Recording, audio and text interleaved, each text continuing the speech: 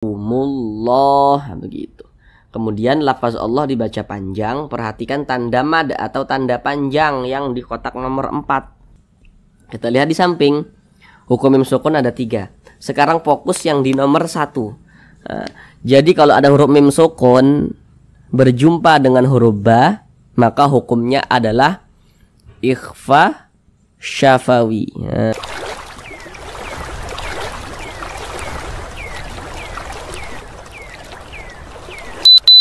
Assalamualaikum warahmatullahi wabarakatuh. Apakah Bapak Ibu Saudara semuanya masih terbata-bata dalam membaca Al-Quran, belum lancar dalam membaca Al-Quran, kemudian juga belum memahami ilmu tajwid? Mari belajar mengaji Al-Quran bersama kami. Akan kami jelaskan tajwidnya dengan pelan-pelan, sehingga dengan penjelasan tajwidnya yang pelan-pelan, maka insya Allah Bapak Ibu Saudara semuanya langsung dapat memahami ilmu tajwid Al-Quran dengan mudah. Kemudian dengan kita memahami ilmu tajwid, maka bagi Bapak Ibu Saudara semuanya yang masih belum lancar dalam membaca Al-Quran, masih terbata-bata dalam membaca Al-Quran, insya Allah secepatnya bisa segera lancar. Namun sebelum itu kami doakan terlebih dahulu, semoga Bapak Ibu Saudara semuanya senantiasa dalam keadaan sehat, dipermudah segala urusannya, dikabulkan segala hajat-hajatnya, dan senantiasa dilancarkan rezekinya oleh Allah Subhanahu wa Ta'ala. Amin, amin ya rabbal alamin. Baiklah, langsung kita mulai belajar mengaji Al-Qur'annya. Kita kali ini akan belajar mengaji Al-Qur'an dengan penjelasan tajwidnya yang pelan-pelan, yakni pada surah Al-Baqarah ayat 225. Di sini akan kami bacakan terlebih dahulu dengan pelan-pelan. A'udzu billahi minasy syaithanir rajim.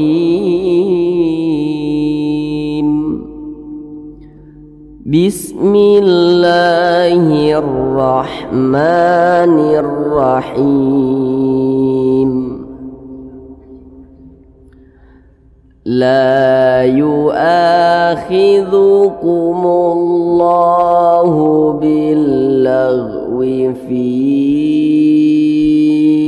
aymanikum walakin yu'akhidhukum bima kasabat qulubukum wallahu ghafurun halim.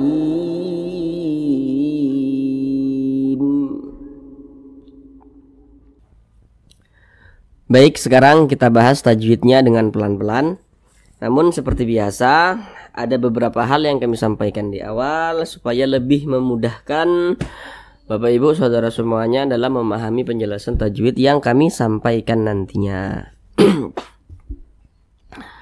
Yang pertama, kalau nanti kami katakan huruf sebelumnya atau huruf di belakangnya, maka yang kami maksud adalah huruf yang berposisi sebelah kanan daripada suatu huruf.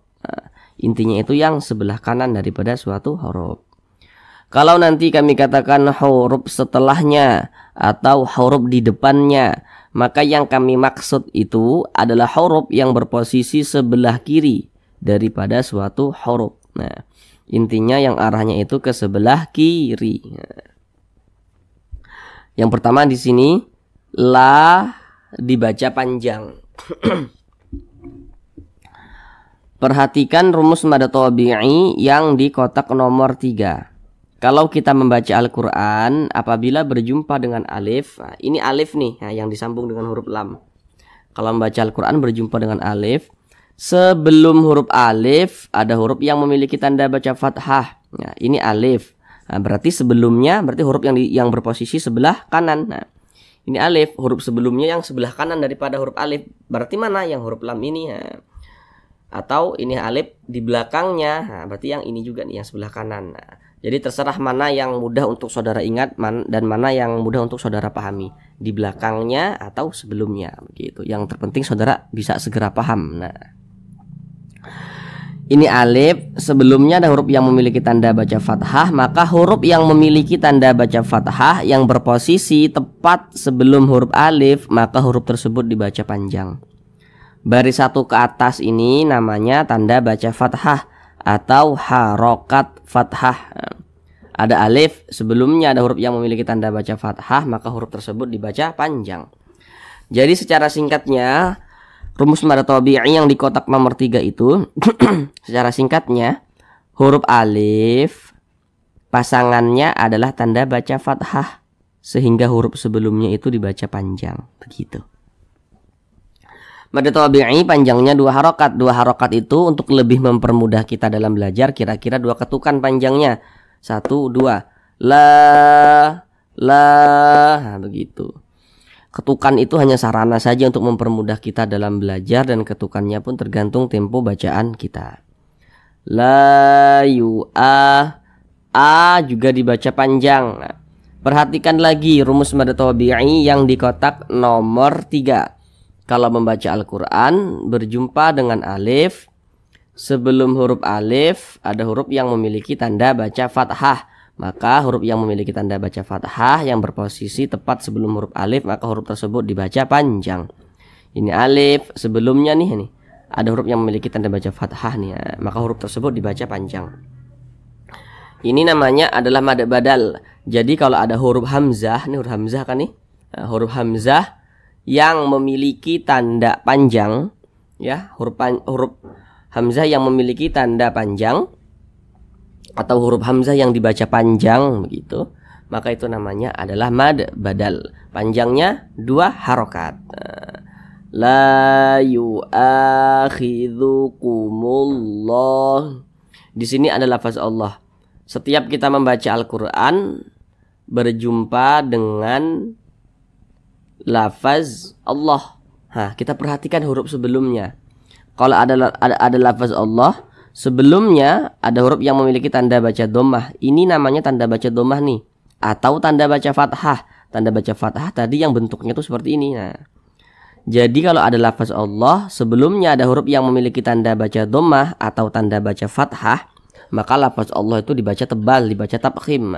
Jadi yang dapat menebalkan lafaz Allah itu tanda baca dhammah seperti ini ya, ini tanda baca dhammah nih, atau tanda baca fathah. Tapi di sini yang kita temui tanda baca dhammah. Lafaz Allah sebelumnya ada tanda baca dhammah, maka lafaz Allah dibaca tebal. Maka dibaca kumullah, jangan dibaca kumullah, jangan, tapi ditebalkan kumullah begitu. Kemudian di sini ada huruf alif lam. Nah, letaknya dia tuh jejer seperti ini. Ini alif, ini lam. Nah, letaknya jejer. Nah, maka dinamakan alif lam. Kalau membaca Al-Quran berjumpa dengan huruf alif lam, kita perhatikan setelah huruf lam itu huruf apa, atau di depan huruf lamnya itu huruf apa. Ini huruf alif, ini huruf lam. Nah nih, di depannya masih huruf lam lagi nih, atau setelahnya masih huruf lam lagi nih. Nah, kita lihat di samping, huruf lam itu termasuk salah satu huruf syamsiyah. Maka alif lam berjumpa dengan huruf lam, hukumnya adalah alif lam syamsiyah.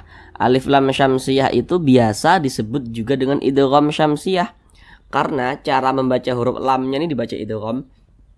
Jadi huruf lamnya ini di sini kan tidak ada tanda bacanya, dia tidak dibaca, langsung masuk ke huruf yang di depannya. Maka biasa disebut juga dengan idgham syamsiyah. Kumullah begitu. Kemudian lafaz Allah dibaca panjang. Perhatikan tanda mad atau tanda panjang yang di kotak nomor 4.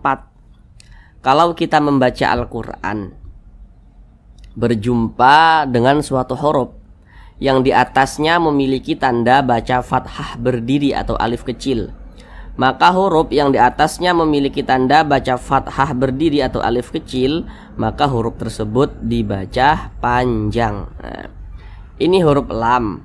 Di atasnya ada tanda baca fathah berdiri. Tanda baca fathah itu kan dia mereng seperti ini. Tapi kalau dia bentuknya berdiri seperti ini, berbentuk alif kecil seperti ini, maka huruf yang di atasnya memiliki tanda baca fathah berdiri, maka huruf tersebut dibaca panjang. Ini namanya adalah mad tabi'i, panjangnya 2 harokat. Namun di sini ada sedikit tambahan pengetahuan. Kalau nanti saudara membaca Al-Qur'an, baik itu di HP ya, di HP atau mungkin lagi ke luar negeri gitu kan, atau ke tanah suci, membuka Al-Qur'an, kemudian di atas lafaz Allah tidak ada alif kecil seperti ini, tapi lafaz Allah harus tetap dibaca panjang. Biasanya dalam penulisan Al-Qur'an Mushaf Madinah itu, dia di atas lafaz Allahnya tidak ada alif kecil seperti ini, tidak ada tanda baca fathah berdiri seperti ini, tapi lafaz Allah harus tetap dibaca panjang. Itu untuk tambahan pengetahuan saja.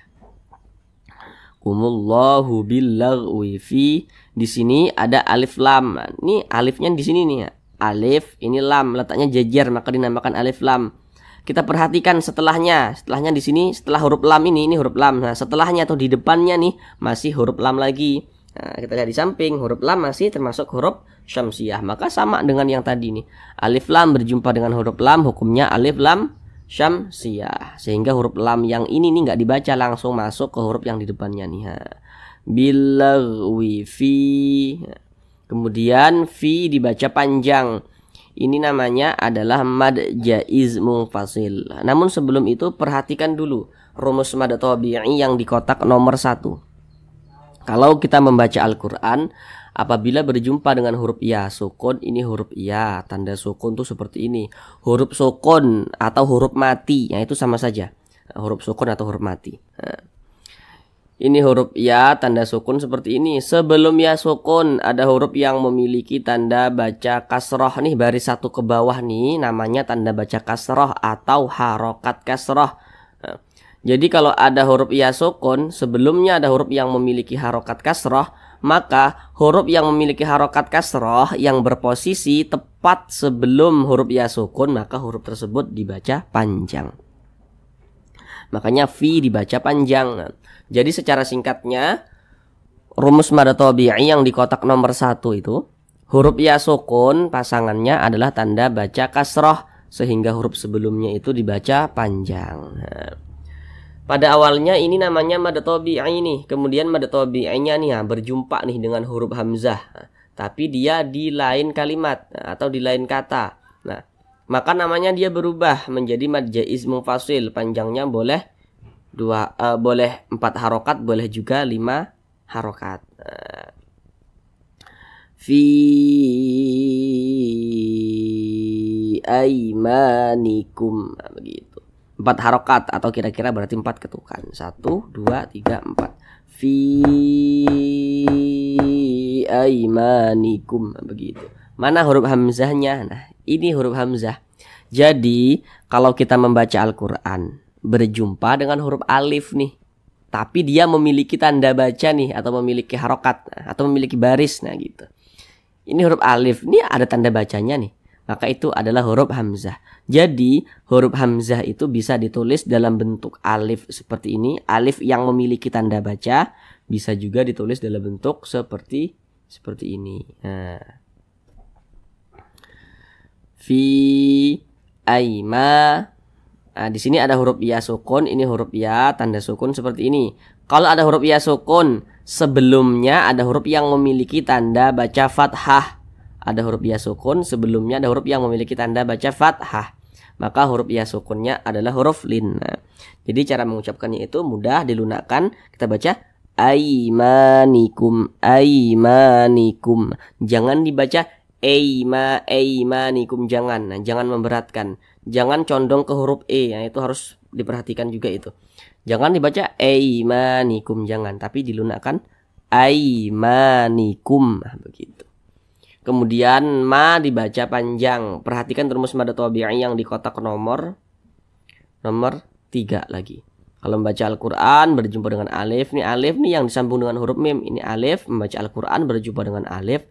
Sebelum huruf alif ada huruf yang memiliki tanda baca fathah, maka huruf tersebut dibaca panjang. Makanya ma dibaca panjang. Mad tabi'i panjangnya 2 harokat. Fi aimanikum wala. Di sini ada huruf mim sukun, ini huruf mim, tanda sukun tuh seperti ini. Huruf mim sukun berjumpa dengan huruf waw. Nah, kita lihat di samping, hukum mim sukun itu ada 3. Fokus yang nomor 3, yang izhar syafawi itu.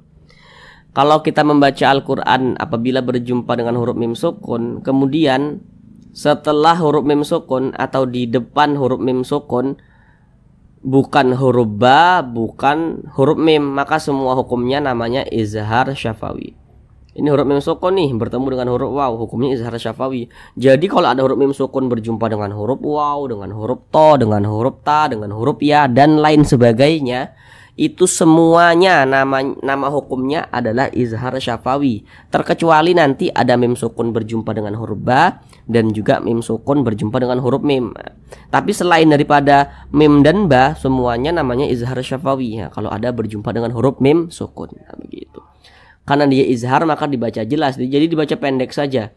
Fi aimanikum wala. Jangan dibaca aimanikum wala, jangan dipanjangkan seperti itu, pendek ya, jelas, tidak berdengung. Fi aimanikum wala. La dibaca panjang, perhatikan lagi tanda mad yang di kotak nomor 4. Kalau membaca Al-Quran berjumpa dengan suatu huruf yang di atasnya memiliki tanda baca fathah berdiri, maka huruf tersebut dibaca panjang. Ini huruf lam, di atasnya ada tanda baca fathah berdiri nih, berbentuk alif kecil seperti ini. Maka huruf tersebut, huruf yang di atasnya memiliki tanda baca fathah berdiri dibaca panjang. Makanya la dibaca panjang. Mad tabi'i panjangnya 2 harokat. Walaki yu'a. Nah, di sini nun sukun, ini huruf nun, tanda sukun seperti ini ya, nun sukun atau nun mati berjumpa dengan huruf ya. Nah, namun sebelum itu perhatikan dulu di samping. Kalau kita membaca Al-Quran apabila berjumpa dengan huruf nun sukun atau berjumpa dengan salah satu tanda baca tanwin. Tanda baca tanwin itu bentuknya ada 3. Yang nomor 1 baris 2 di atas fathatain, yang nomor 2 baris 2 di bawah kasratain, dan yang nomor 3 itu dhammatain. Nah, jadi kalau membaca Al-Quran berjumpa dengan huruf nun sukun atau berjumpa dengan salah satu tanda baca tanwin, maka kita perhatikan huruf setelahnya itu huruf apa atau huruf di depannya itu huruf apa, maka terjadilah suatu hukum tajwid. Contohnya di sini nun sukun, setelah huruf nun sukun atau di depan huruf nun sukun adalah huruf ya. Nah, kita lihat di samping, huruf ya termasuk salah satu huruf idgham bi gunnah. Maka cara membacanya itu dengan cara memasukkan, kemudian disertai dengan gunnah, disertai dengan dengungan. Yang dimasukkan itu apanya? Nah, jadi nun sukunnya ini dimasukkan ke huruf ya. Ini kita baca walaki yu'a, jangan dibaca walakin yu'a, jangan, tapi langsung masuk ke huruf ya. Walaki yu'a, begitu. Kemudian digunnahkan atau didengungkan.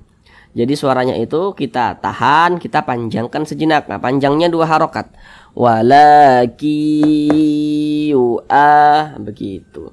Kemudian a ini dibaca panjang. Perhatikan lagi rumus mad tabi'i yang di kotak nomor 3. Tadi sudah detail nih kami jelaskan nih. Nah, nomor 3, kotak rumus mad tabi'i yang di kotak nomor 3. Kalau membaca Al-Quran berjumpa dengan alif, sebelum huruf alif ada huruf yang memiliki tanda baca fathah, maka huruf tersebut dibaca panjang, sehingganya a dibaca panjang. Ini namanya adalah mad badal, karena ada huruf hamzah yang dibaca panjang. Mad badal panjangnya 2 harokat. Walaki yu'akhidhukum bima. Nah, di sini ada huruf mim sukun. Ini huruf mim tanda sukun seperti ini. Berjumpa dia dengan huruf ba. Kita lihat di samping. Hukum mim sukun ada 3. Sekarang fokus yang di nomor 1. Nah, jadi kalau ada huruf mim sukun berjumpa dengan huruf ba, maka hukumnya adalah ikhfa syafawi. Nah, maka karena dia ikhfa ya, berarti kita baca dengung. Nah, jadi kita tahan suaranya, kita panjangkan. Walaki yu'akhidhukum bima. Nah, kita tahan sejenak, kita panjangkan 2 harokat. Khidhukum bima, begitu. Kemudian ma dibaca panjang, perhatikan lagi rumus mad tabi'i yang di kotak nomor 3. Kalau membaca Al-Qur'an berjumpa dengan huruf alif, nih huruf alif yang disambung dengan huruf mim. Sebelum huruf alif ada huruf yang memiliki tanda baca fathah, maka huruf tersebut dibaca panjang. Makanya ma dibaca panjang. Mad tabi'i panjangnya 2 harokat. Bima kasabat qulubukum. Di sini ada huruf ta, dia sukun. Huruf ta ini dia salah satu huruf yang memiliki sifat hamas. Jadi huruf ta ini apabila dia sukun maka ada nafas yang mengalir, ada nafas yang kita alirkan ketika kita mengucapkannya. Jadi dia itu seperti memercik. Kasabat, begitu. Tapi jangan berlebihan, jangan dibaca kasabat, jangan berlebihan seperti itu. Jadi percikannya itu kecil saja. Kasabat qulubukum, begitu. Kemudian lu dibaca panjang. Perhatikan rumus mad tabi'i yang di kotak nomor 2 pula sekarang, yang di tengah itu. Kalau membaca Al-Qur'an apabila berjumpa dengan huruf waw sukun, ini huruf waw tanda sukun tuh seperti ini. Sebelum waw sukun ada huruf yang memiliki tanda baca dhammah.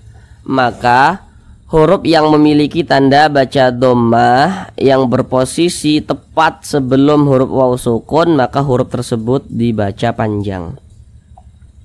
Ini huruf waw tanda sukun seperti ini. Sebelumnya ada huruf yang memiliki tanda baca dhammah nih. Nah, maka huruf yang memiliki tanda baca dhammah yang berposisi tepat sebelum huruf waw sukun, maka huruf tersebut dibaca panjang. Makanya lu dibaca panjang. Ini namanya adalah mad tabi'i, panjangnya 2 harokat. Jadi secara singkatnya rumus mad tabi'i yang di kotak nomor 2 itu, huruf waw sukun pasangannya adalah tanda baca dhammah, sehingga huruf sebelumnya dibaca panjang, begitu. Qulubukum, mad tabi'i. Kemudian di sini ada tanda waqaf, bentuknya itu huruf qaf dengan huruf lam nih.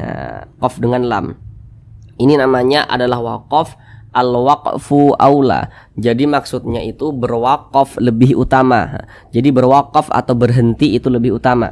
Jadi kalau menemukan tanda waqaf seperti ini, maka lebih utamanya kita berwaqaf dulu, berhenti dulu, tepat di tanda waqaf ini.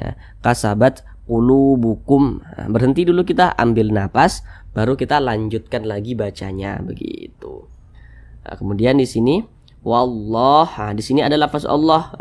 Kalau membaca Al-Qur'an berjumpa dengan lafaz Allah, kita perhatikan huruf sebelumnya. Tadi sudah detail kami jelaskan tadi di atas. Kalau ada lafaz Allah sebelumnya ada huruf yang memiliki tanda baca dhammah atau tanda baca fathah, maka lafaz Allah dibaca tebal, dibaca tafkhim. Yang di atas ini tadi lafaz Allah sebelumnya tanda baca dhammah. Yang di bawah ini lafaz Allah sebelumnya tanda baca fathah. Maka dua tanda baca itu yang dapat menebalkan lafaz Allah. Makanya ini lafaz Allah kita baca tebal karena ada lafaz Allah sebelumnya tanda baca fathah. Maka dibaca wallah, jangan dibaca wallah, jangan, tapi ditebalkan wallah, begitu. Wallahu ghafurun halim. Di sini ada alif lam lagi nih berjumpa dengan huruf lam. Kita lihat di samping, huruf lam termasuk salah satu huruf syamsiah. Maka alif lam berjumpa dengan huruf lam hukumnya adalah alif lam syamsiah. Maka huruf lamnya ini dia tidak dibaca nih, makanya di sini kan tidak ada tanda bacanya, langsung masuk ke huruf yang di depannya. Wallah. Kemudian lafaz Allah dibaca panjang, perhatikan tanda mad yang di kotak nomor 4. Kalau membaca Al-Qur'an berjumpa dengan suatu huruf yang di atasnya memiliki tanda baca fathah berdiri, maka huruf tersebut dibaca panjang. Ini lafaz Allah sebelumnya ada tanda baca fathah berdiri, makanya lafaz Allah dibaca panjang. Mad tabi'i panjangnya 2 harokat. Wallahu ghafu, fu dibaca panjang. Perhatikan rumus mad tabi'i yang di kotak nomor 2. Kalau membaca Al-Qur'an berjumpa dengan huruf waw sukun, ini huruf waw tanda sukun seperti ini.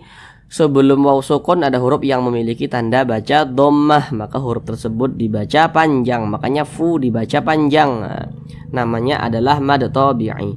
Ghafurun halim. huruf ro yang memiliki tanda baca dhammah atau dhammatain, maka dia dibaca tabkhim, dibaca tebal. Makanya huruf ro ini kita tebalkan sehingga pangkal lisan kita itu naik terangkat ke atas ketika kita mengucapkannya. Kita tebalkan huruf ro-nya. Ghafurun halim, ghafurun halim. Lim ini namanya adalah mad arid li sukun. Namun sebelum itu perhatikan dulu rumus mad tabi'i yang di kotak nomor 1. Kalau membaca Al-Quran berjumpa dengan huruf ya sukun, ini huruf ya tanda sukun seperti ini. Sebelum ya sukun ada huruf yang memiliki tanda baca kasrah. Maka huruf yang memiliki tanda baca kasrah yang berposisi tepat sebelum huruf ya sukun, maka huruf tersebut dibaca panjang. Makanya li ini dibaca panjang. Pada awalnya namanya mad tabi'i, kemudian mad tabi'inya itu berjumpa dengan huruf yang kita sukunkan, maka namanya berubah dia menjadi mad arid li sukun. Panjangnya boleh 2 harokat, boleh 4 harokat hingga 6 harokat. Yang terpenting konsisten dalam sekali bacaan. Mana huruf yang kita sukunkan? Huruf mim. Ini kalau kita berhenti atau berwakaf tepat di huruf mim, kita baca halim. Jangan dibaca halimun. Jangan. Huruf mim kita sukunkan atau kita matikan. Kenapa kok disukunkan? Kalau kita membaca Al-Quran kemudian kita berwakaf atau berhenti tepat di huruf yang tidak dibaca panjang, maka huruf tersebut harus kita sukunkan, harus kita matikan. Ini kita membaca Al-Quran kemudian kita berhenti atau berwakaf tepat di huruf mim. Sedangkan huruf mim dia tidak dibaca panjang, makanya kita sukunkan atau kita matikan sehingga dibaca halim. Jangan dibaca halimun, jangan. Sekarang kita ulang bersama-sama sekali lagi dari awal. La yu'akhidhukumullahu billaghwi fi aymanikum walaki yu'akhidhukum bima kasabat qulubukum wallahu ghafurun halim. Sadaqallahul azim. Cukup sekian belajar mengaji kita pada kali ini. Supaya tidak lupa dengan apa yang telah kita pelajari, maka senantiasa menyempatkan waktu untuk membuka Al-Quran dan membacanya. Pokoknya dalam sehari semalam itu sempatkan waktu untuk membuka Al-Quran dan membacanya. Walaupun cuma 1 ayat juga tidak apa-apa. Yang terpenting jangan sampai kita mengabaikan Al-Quran. Terima kasih. Assalamualaikum warahmatullahi wabarakatuh.